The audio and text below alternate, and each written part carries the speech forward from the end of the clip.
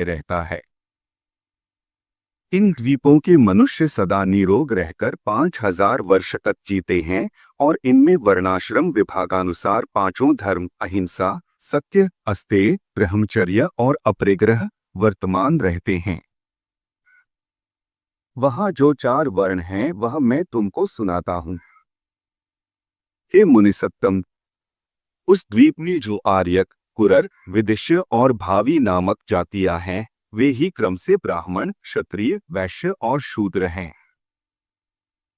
हे द्विजोत्तम, उसी में जम्बू वृक्ष के ही परिमाण वाला एक लक्ष पाकर का वृक्ष है, जिसके नाम से उसकी संज्ञा लक्षद्वीप हुई है।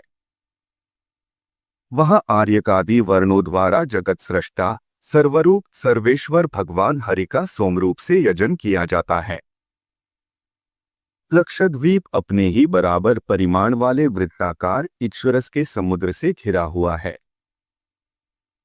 हे मैत्रेय, इस प्रकार मैंने तुमसे संक्षेप में लक्षद्वीप का वर्णन किया।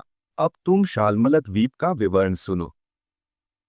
शाल्मल द्वीप के स्वामी वीरवर वपुष्मान थे। उनके पुत्रों के नाम सुनो है महामुने।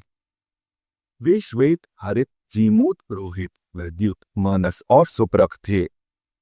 उनके 7 वर्ष उन्हीं के नामानुसार संज्ञा वाले हैं।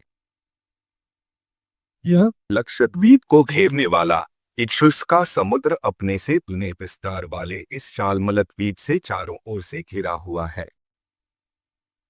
वहां भी रत्नों के उद्भव स्थान रूप 7 पर्वत हैं, जो उसके 7 वर्षों के विभाजक हैं, तथा 7 नदियां हैं।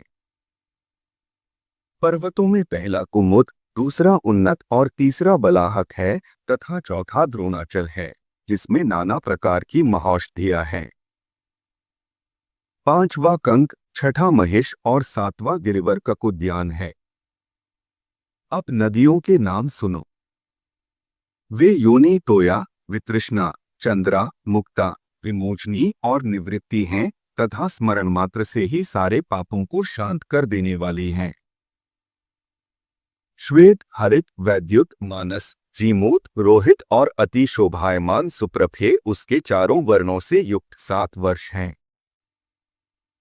ये महामुने, शाल्मल द्वीप में कपिल, अरुण, पीत और कृष्ण ये 4 वर्ण निवास करते हैं, जो पृथक पृथक क्रमशः ब्राह्मण, क्षत्रिय, वैश्य और शूद्र हैं। ये यजनशील लोग सबके आत्मा, अव्यय और यज्ञ के आश्रय वायुरूप विष्णु भगवान का श्रेष्ठ यज्ञों द्वारा यजन करते हैं।